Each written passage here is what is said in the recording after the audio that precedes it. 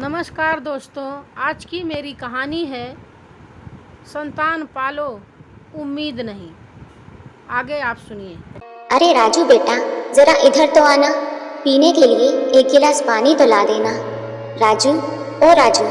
देवकी जी अपने पोते राजू को आवाज लगाती रह गई, लेकिन राजू अपनी दादी माँ की बात को अनसुना करते हुए बाहर खेलने दौड़ गया। देवकी जी ने अपनी बहू को आवाज लगाई, लेकिन दोनों बहुओं में से किसी एक ने भी आना जरूरी नहीं समझा। देवकी जी के पति का देहांत हुए 7 महीने हो चुके थे। पति की मृत्यु के बाद अब वे बिल्कुल अकेली पड़ गई थी। देवकी जी के 2 बेटे और एक बेटी है। बेटी की शादी अच्छे खानदान में करके वो उसकी जिम्मेदारी से मुक्त हो चुकी है। दोनों बेटे भी शादीशुदा हैं। बड़े बेटे राजेश की पत्नी रजनी और छोटे बेटे अमन की पत्नी अमृता है। दोनों का एक एक बेटा है। राजेश का बेटा राजू 10 वर्ष का है, जबकि अमन का बेटा सोनू 9 वर्ष का है। दोनों में 1 वर्ष का फर्क था, परंतु दोनों का जन्मदिन एक ही दिन को आता था। घर में सभी लोग अपना ख्याल स्वयं रख सकते थे, लेकिन यदि घर में किसी को सहारे की आवश्यकता थी तो वो थी देवकी जी, जिनकी ढलती उम्र के साथ शरीर की ताकत और हड्डियों में जान कम होती जा रही थी। अपने घर के आंगन में चारपाई पर देवकी जी अकेली बैठी हुई थी और खुद को बहुत लाचार महसूस कर रही थी। बैठे बैठे सोच रही थी कि ये तो कुदरत का नियम है कि जैसे जैसे नई पीढ़ी के शरीर में ताकत बढ़ती जाती है, वैसे वैसे ही पुरानी पीढ़ी कमज़ोर और लाचार होती जाती है। परंतु नई और पुरानी पीढ़ी के बीच इतनी दूरी आ जाएगी कि ना तो बच्चों को उनका अकेलापन दिखेगा और ना ही उनके आंसू नजर आएंगे। ऐसा तो मैंने सपने में भी नहीं सोचा था। जब 7 महीने पहले उनके पति की मृत्यु हुई थी, तब दोनों बेटे और बहुएं उनकी खूब सेवा कर रहे थे। कुछ ही दिन बीते थे जब दोनों बेटों ने आकर कहा, माँ, हमारा इन 2 कमरों में कैसे गुजारा हो पाएगा। अब बच्चे भी तो बड़े हो रहे हैं, तो उन्हें भी पढ़ाई करने के लिए अलग कमरा चाहिए। पिताजी तो कुछ किए बगैर ही स्वर्ग सिधार गए, अब आप ही कुछ कीजिए। बेटे की ये बातें सुनकर देवकी जी कुछ हैरान रह गई और पूछने लगी, लेकिन बेटा, तुम कहना क्या चाहते हो? मैं क्या कर सकती हूँ? मेरे पास तो इतने पैसे भी नहीं हैं कि मैं मकान पर खर्च कर सकूँ। तभी उनका छोटा बेटा बोला, माँ, पिताजी ने सारी ज़मीन जायदाद आपके ही नाम पर कर दी थी। आपकी जो गांव वाली ज़मीन रखी है, उसकी तो आप ही मालिक हैं। माँ, आप उस ज़मीन का आधा हिस्सा बेच दीजिए। उसे बेचकर जो पैसे मिलेंगे, उससे हम ऊपर की 2 मंजिलें बनवा लेंगे। फिर बड़े बेटे ने कहा, माँ, आप ही सोचिए, हमारे बच्चे भी बड़े हो रहे हैं, जगह की कितनी कमी हो चुकी है, और फिर कभी कभार बच्चों के दोस्त भी आ जाते हैं, या कभी उन दोनों का जन्मदिन मनाना होता है तो जगह ना होने के कारण उन्हें भी शर्मिंदा होना पड़ता है। बेटों के इतने आग्रह करने पर देवकी जी सोच में पड़ गई। फिर सोचने लगी कि आज हो या कल, आखिर ये सब कुछ बच्चों का ही तो है। ऐसा सोचते हुए उन्होंने गांव की ज़मीन का आधा हिस्सा बेच दिया और उससे आया पैसा बेटों को दे दिया और कहा, अब तुम्हें जैसा ठीक लगे तुम वैसा मकान बनवा लो। दोनों बेटों ने ऊपर 2 मंजिलें और बनवा ली। फिर कुछ दिन बीते तो एक दिन उनका बड़ा बेटा उनके पास आया और बोला, माँ, अब आपकी तबीयत ठीक नहीं रहती, तो फिर आपको ज़मीन जायदाद का क्या काम है? अब इस बुढ़ापे में तो अपनी जिम्मेदारियाँ अपने बच्चों को सौंप दो और फिर आराम से बहुओं से अपनी सेवा करवाओ। शान से बैठकर हुक्म चलाना अपनी बहुओं पर। फिर देवकी जी बोली, बेटा, तू ये सब क्या कह रहा है? मैं कहाँ भागी जा रही हूँ? तभी उनका छोटा बेटा अमन राजू और सोनू का हाथ पकड़कर ले आया और बोला, माँ, कल इन दोनों का जन्मदिन है और हम चाहते हैं कि आप इन्हें ऐसा तोहफा दीजिए जो कभी किसी ने ना दिया हो। तब देवकी जी बोली, हाँ बेटा, मैं भी इनका जन्मदिन यादगार बनते हुए देखना चाहती हूँ, लेकिन मैं क्या कर सकती हूँ? कोई अच्छा तोहफा भी नहीं दे सकती। तभी बड़ा बेटा राजेश बोला, माँ जी, केवल आप ही हैं जो इन्हें अनमोल तोहफा दे सकती हैं। ऐसा कहते हुए उसने अपनी माँ के आगे कुछ कागज़ रख दिए और बोला, माँ, आपको और कुछ नहीं करना, बस इन कागजों पर अपने दस्तखत कर दीजिए। अरे बेटा, इस पर तो सब कुछ अंग्रेजी में लिखा है।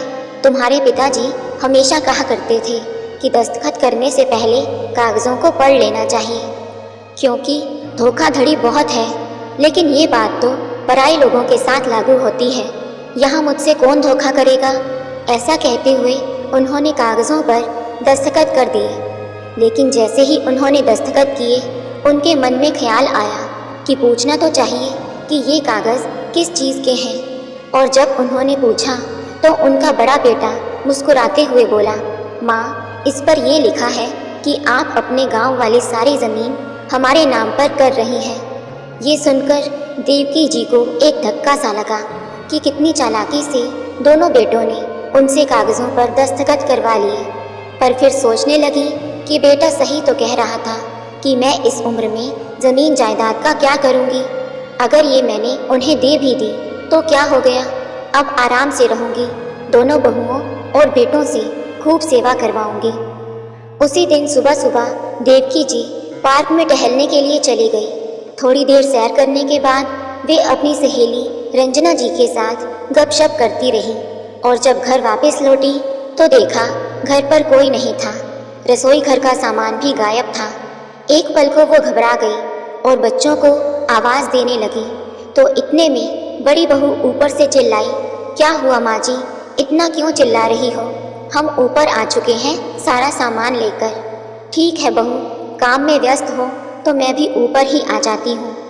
जैसे ही देवकी जी ऊपर पहुँची और पहला कदम रखा तो बहू जोर से चिल्लाई, आपको दिखाई नहीं देता? सारा घर गंदा कर दिया। अभी अभी मैंने पोछा लगाया था, सूख तो जाने दिया होता। अपनी बहू रजनी के मुंह से ऐसी बातें सुनकर देवकी जी का कलेजा मुंह को आ गया और हड़बड़ाते हुए बोली, बहू, वो मुझे बहुत ज़ोर से भूख लगी थी, अगर मेरे लिए नाश्ता बना देती तो। फिर बहू का गुस्से से भरा हुआ चेहरा देखते हुए बोली, मैं ऊपर आकर फर्श गंदा नहीं करूँगी, तो मेरे लिए खाना नीचे ही पहुँचा देना। तभी रजनी बोली, देखिए माँ जी, अभी मैंने कुछ नहीं बनाया खाने को, ऊपर जाकर अपनी छोटी बहू से पूछ लीजिए, उसने कुछ बनाया होगा तो दे देगी। अरे बहू, पहले ही इतनी सीढ़ियाँ चढ़कर मेरा सांस फूल गया है, तुम्हें कुछ दे देती। माँ जी, अभी मुझे बहुत काम है, एक रोटी बनाने का काम ही नहीं है। इतना कहकर वो चली गई। देवकी जी जैसे तैसे हिम्मत जुटाकर छोटी बहू अमृता के पास पहुंची। देखा तो वो भी घर के काम में व्यस्त थी। उन्होंने उसे आवाज़ दी और खाना मांगा तो अमृता ने कहा, माँ जी, अभी मैंने रोटियां नहीं बनाई, रात की रोटियां पड़ी हैं, आप वही खा लीजिए। देवकी जी रात की बासी रोटियां लेकर उदास भाव से नीचे आ गई, परंतु वे समझने में असमर्थ थी कि उनके आगे पीछे सारा दिन माँ जी कहकर उनकी सेवा करने वाली बहुएं आज इतना अजीब सा व्यवहार क्यों कर रही हैं। उसी समय उनकी बेटी राधिका का फ़ोन आया। माँ, कैसी हैं आप? खाना तो समय पर खाती है ना? तो देवकी जी बोली, बेटा, मैं बिल्कुल ठीक हूँ। तेरे दोनों भाइयों और भाभियों ने तो मुझे सर आँखों पर बिठा रखा है, तू मेरी चिंता मत किया कर। तेरी भाभी गरम गरम खाना परोस कर गई है, अभी मैं खाना खा रही हूँ, बाद में बात करती हूँ। ऐसा कहते हुए देवकी जी की आंखें भर आई और गला रूंध गया। वो अपनी बेटी का दिल दुखाना नहीं चाहती थी, इसलिए तुरंत फ़ोन काट दिया। बेमन से वही बासी रोटियां खाते हुए उन्होंने मन ही मन सोचा कि आज वो अपने दोनों बेटे राजेश और अमन से इस विषय में बात करेंगी। दोपहर बीतने को थी और देवकी जी अभी तक दोपहर के खाने का इंतज़ार कर रही थी। जब कोई नहीं आया तो थक कर उन्होंने आवाज़ लगाई, बहू, मुझे भूख लगी है, खाना तो दे दो। परंतु किसी का कोई जवाब नहीं था। थोड़ी देर बाद उन्होंने फिर से आवाज़ लगाई। 4-5 बार आवाज़ लगाने पर भी जब कोई नहीं आया तो थक हार कर वो फिर से ऊपर गई तो बड़ी बहू रजनी ने नाक भौं सिकोड़ते हुए 2 रोटी और सब्जी एक डिस्पोजेबल प्लेट में डालकर ऐसे रख दी जैसे किसी भिखारी को खाना दिया हो। बहू का ऐसा अजीब व्यवहार देखकर देवकी जी की हैरानी का ठिकाना नहीं था। सोचने लगी कि आखिर आज दोनों बहुओं को मेरी 2 रोटियां भी भारी क्यों लग रही हैं? आखिर एक दिन में ऐसा क्या हो गया? अभी इन्हीं विचारों में डूबी हुई थी कि उनकी नज़र बाहर से आते हुए अपने छोटे बेटे पर पड़ी। पीछे पीछे ही बड़ा बेटा भी आ रहा था। जैसे ही वे दोनों अंदर आए, देवकी जी ने कहा, बेटा सुनो, मुझे तुम दोनों से कुछ ज़रूरी बात करनी है। तभी छोटा बेटा बोला, माँ जी, जो भी बात करनी है बाद में कीजिएगा, मैं अभी बहुत थका हुआ हूँ। बड़े बेटे ने भी कहा, माँ आपको तो कोई काम है नहीं, हम थके हुए आते हैं तो आप आते ही। इतना कहते कहते वो दोनों चले गए। देवकी जी अपना सा मुंह लेकर वहीं बैठी रह गई। उन्हें रात भर नींद नहीं आई। अगले दिन सुबह उठकर उन्होंने अपने बेटे से बात करने की सोची और सीढ़ियाँ चढ़कर ऊपर चली गई। ऊपर जाकर देखा तो उनका बेटा राजेश ऑफिस जाने के लिए तैयार हो रहा था। तभी उनकी बहू रजनी ने मुंह बनाते हुए कहा, सुनो, तुम्हारी माँ आई है। देवकी जी ये सुनकर हैरान रह गई और बोली, ये क्या बात हुई बहू, क्या मैं तुम्हारी कुछ नहीं लगती? तभी राजेश बोला, क्या माँ, इसमें इतना नाराज होने वाली क्या बात है? फिर देवकी जी बोली, बेटा बात क्या है, कल से बहू का व्यवहार भी बदला हुआ है और तुम भी इतना अजीब व्यवहार कर रहे हो। क्या माँ, आप भी सुबह सुबह फालतू ड्रामा करने लगी। छोटी सी बात का बतंगड़ बनाने में ज़रा भी देर नहीं लगाती। तभी उनकी बहू चिल्लाई, सुन लिया, अब जाइए यहाँ से, नाश्ता करने दीजिए इन्हें। देवकी जी जस के तस खड़ी रह गई। बहू की तेज आवाज़ सुनकर उनके हाथ पांव सुन पड़ गए थे। उन्हें ऐसा लगा कि जैसे वो किसी बुरे सपने से जागी हो। देवकी जी बेइज्जत होकर बड़ी बहू के कमरे से बाहर निकल आई। वो बहुत ज़्यादा डर गई थी, लेकिन उन्हें भूख लगी थी, इसलिए हिम्मत करके ऊपर छोटे बेटे के पास चली गई। दरवाज़ा खुला था, उन्होंने आवाज़ दी, लेकिन कोई नहीं आया, तो वो अंदर जाकर बैठ गई। उनके बेटे अमन ने उन्हें देखा तो रसोई घर में से 2 रोटियां लाकर उन्हें दे दी। अभी देवकी जी ने पहला टुकड़ा मुंह में डाला ही था, इतने में छोटी बहू कमरे से बाहर आई और बोली, माँ जी आप यहाँ कैसे? अपनी बहू के इस सवाल को सुनकर उनकी आंखें भर आई। यहाँ कैसे मतलब? अब रजनी बहू ने भी मुझे कह दिया है कि यहाँ मत आया करो, और अब तुम भी ऐसी बात करोगी तो मैं कहाँ जाऊँगी? अपनी माँ की ये बात सुनकर अमन ने उन्हें कहा, माँ आप पहले खाना खा लीजिए, फिर बात कर लेना। अमन को अपनी माँ के साथ नरमी से पेश आते देख छोटी बहू अमृता उसे गुस्से से देखने लगी, परंतु उस समय कुछ नहीं कहा। अगले दिन जब उन्होंने अपने बड़े बेटे राजेश से दवाइयाँ लाने को कहा तो बड़ी बहू रजनी ने स्पष्ट जवाब दे दिया कि हमसे अपने खर्चे तो पूरे नहीं होते तो आपके खर्चे कैसे उठाएं? बात केवल 2 रोटी की होती तो चलता था, आपके खर्चे कम नहीं हैं। कपड़ों का खर्च, दवाइयों का खर्च, खाने पीने का खर्च, ना बाबा, हमसे तो ये सब खर्च नहीं उठाया जाएगा। अब देवकी जी ने बड़ी बहू के पास जाकर खाना मांगना छोड़ दिया था। अब तीनों समय का खाना छोटी बहू के यहाँ से ही खाना पड़ता था। कुछ दिन ऐसे चलता रहा। एक दिन जब देवकी जी खाना खाने के लिए अपनी छोटी बहू के पास जा रही थी, तभी उन्हें छोटी बहू अमृता की आवाज़ आई। वो अपने पति से झगड़ रही थी, कुछ सीखो बड़े भैया और बड़ी भाभी से। उन्होंने तो अपना पल्ला झाड़ लिया और हमारे माथे मर दिया आपकी माँ को। हमारे खर्च पहले ही कुछ कम है क्या? तभी अमन बोला, तुम्हारी बात ठीक है अमृता, जब बड़े भैया अपनी जिम्मेदारी नहीं निभा रहे तो फिर माँ का सारा बोझ हम ही क्यों उठाएं? मैं बड़े भैया से बात करके उन्हें वृद्धाश्रम भेजने का इंतज़ाम करवाता हूँ। बेचारी देवकी जी ये सुनकर तो जड़वत ही रह गई और वहीं से वापस नीचे आ गई। अब किसी बेटे बहू के पास दोबारा जाने की उनकी हिम्मत नहीं हो रही थी। आज उनकी बर्दाश्त की हद खत्म होती जा रही थी, क्योंकि उन्हें खाना खिलाना तो दूर, अब कोई उन्हें इस घर में देखना भी नहीं चाहता था। वो अकेली ठुकराई हुई सी आंगन की चारपाई पर बैठी रही। सभी का आंगन में से आना जाना चलता रहता, परंतु किसी के पास इतना समय नहीं था कि अपनी बूढ़ी माँ के पास 2 पल के लिए बैठ ही जाए। जब बेटों और बहुओं ने ही अपनी जिम्मेदारी से पल्ला झाड़ लिया था तो फिर वो अपने पोतों से भी क्या उम्मीद करती। आखिर वो भी तो अपने माता पिता के नक्शे कदम पर ही चल रहे थे। इतने बड़े परिवार के होते हुए भी देवकी जी अकेलेपन और भूखमरी की मार झेल रही थी। आज बगैर कुछ खाए पिए वो टहलने के लिए निकल गई तो उनकी सहेली रंजना ने महसूस किया कि वे बहुत गुमसुम सी हैं। थोड़ी देर तो उन्होंने सोचा कि वो खुद ही बता देंगी, परंतु जब देवकी जी ने कुछ नहीं बताया तो रंजना ने ही उनकी परेशानी का कारण पूछा। तभी देवकी जी आंसुओं से भरी आंखें लिए बोली, क्या बताऊं रंजना, जब मैंने बेटी को जन्म दिया था तो हम लोगों को लगा था कि हमारे सिर पर किसी ने बहुत बड़ा बोझ रख दिया हो, क्योंकि हमें उसके लिए दहेज जोड़ना पड़ेगा, पढ़ा लिखा कर दूसरे के घर भेजना पड़ेगा। लेकिन जब मेरे एक के बाद एक 2 बेटे पैदा हुए तब तो मैं फूली ना समाती थी और उनके पिताजी का तो सीना गर्व से चौड़ा हो गया था।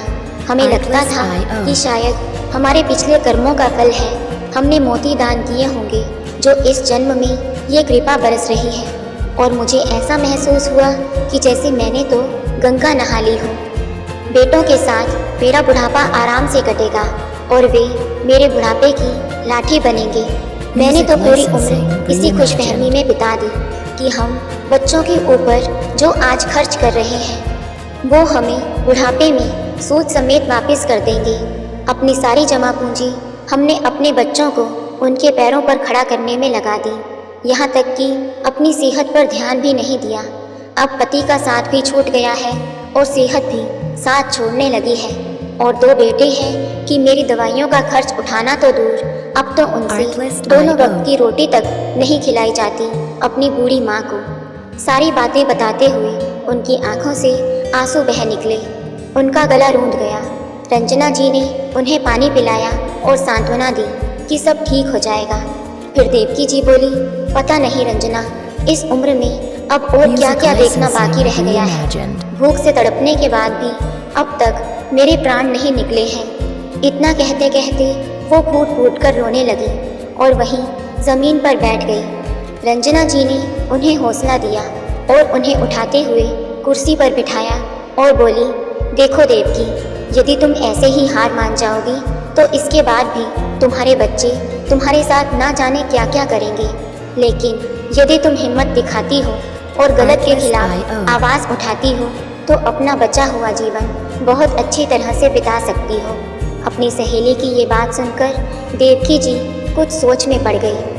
अब तुम मेरे साथ चलो। रंजना जी देवकी जी को अपने साथ एक ठेले पर लेकर गई जहां उन्हें भरपेट खाना खिलाया। फिर देवकी जी घर लौट आई। कुछ देर देवकी जी कुछ सोच विचार में पड़ी रही। शाम हो चुकी थी परंतु देवकी जी को दोपहर का खाना भी नसीब नहीं हुआ था। फिर खुद ही हिम्मत करके जो थोड़े बहुत पैसे पड़े थे लेकर पास की किराने की दुकान पर चली गई और एक ब्रेड का पैकेट खरीद कर ले आई। शाम के समय उनकी बेटी राधिका अपने पति के साथ उनसे मिलने के लिए आ पहुंची तो देवकी जी उस समय ब्रेड खा रही थी। अपनी बेटी राधिका को देखते ही उन्होंने ब्रेड का पैकेट छिपा दिया और बोली, अरे बिटिया, तू कब आई? तूने तो आने के बारे में बताया भी नहीं। माँ, जब मैंने आपसे फ़ोन पर बात की थी तो मुझे तभी एहसास हो गया था कि कुछ ठीक नहीं है, इसलिए मैं आपसे मिलने चली आई। मुझे साफ साफ बताओ कि बात क्या है। बिटिया, मैंने तुझे कहा तो था कि सब कुछ ठीक है, तू बिना सिर पैर की ही चिंता कर रही है। देवकी जी ने नजरें चुराते हुए कहा। तभी दरवाजे से आती हुई रंजना जी की आवाज़ आई, क्या खाक ठीक है देवकी?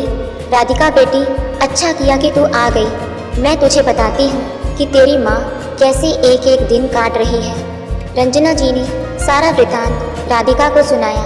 सारी बात सुनकर राधिका हक्की बक्की रह गई। उसे विश्वास नहीं हो रहा था कि उसकी माँ पर जान छिड़कने वाले उसके भाई अचानक इतने लालची कैसे हो गए। देवकी जी का दामाद जो ये सारी बातें सुन रहा था कहने लगा, माँ जी, मेरा एक बहुत अच्छा दोस्त वकील है। आप एक काम कीजिए, अपने प्रॉपर्टी के कागज़ उठाइए और हमारे साथ चलिए। देवकी जी के मना करने के बाद भी वे दोनों नहीं माने और उन्हें अपने साथ वकील के पास ले गए और सभी हालातों के बारे में बताया। वकील ने सभी कागज़ देखे और कहने लगा, अरे वाह, ये हुई ना बात। ये बताइए ये कागज़ किस प्रॉपर्टी के हैं। तभी देवकी जी ने कहा कि ये हमारे मकान के और ज़मीन के कागज़ हैं। फिर वकील मुस्कुराते हुए बोला, अगर ऐसी बात है तो आप अपने बेटों और बहुओं को अच्छा नाच नचा सकती हैं। फिर वकील के कहने पर देवकी जी ने कागजी कार्रवाई शुरू की। उसके कुछ समय के बाद देवकी जी घर लौट आई। थोड़ी ही देर में उनके दोनों बेटे भी घर आ गए। उनके पास आकर बोले, माँ, अब हमसे आपका बोझ और नहीं उठाया जाता, इसलिए हमने आपका इंतज़ाम वृद्धाश्रम में करवा दिया है। ये बात सुनकर देवकी जी हैरानी से उनकी ओर देखने लगी तो बड़ा बेटा बोला, चिंता मत कीजिए माँ, वहाँ आपको किसी भी तरह की कोई कमी नहीं होगी।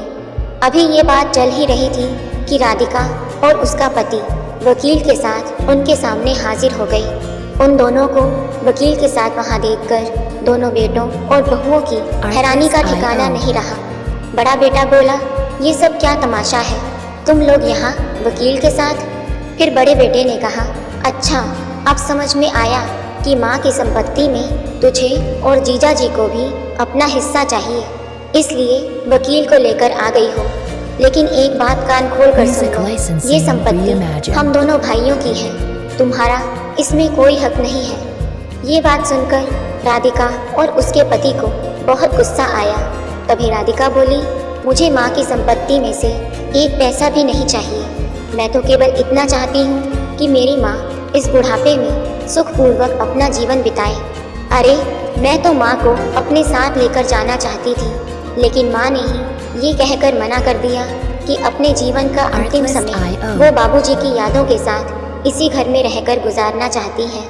फिर देवकी जी ने चेहरे पर गुस्से भरे भाव लाते हुए कहा, अपनी बेटी से ज़्यादा मैंने और तुम्हारे पिताजी ने अपने बेटों को प्यार किया, ये सोचकर कि बेटियां तो पराई होती हैं, केवल बेटे ही बुढ़ापे में साथ निभाते हैं। लेकिन आज मुझे ये महसूस हो रहा है कि हमसे कितनी बड़ी गलती हो गई थी। तुम लोगों ने तो मेरे पास कोई और चारा ही नहीं छोड़ा था।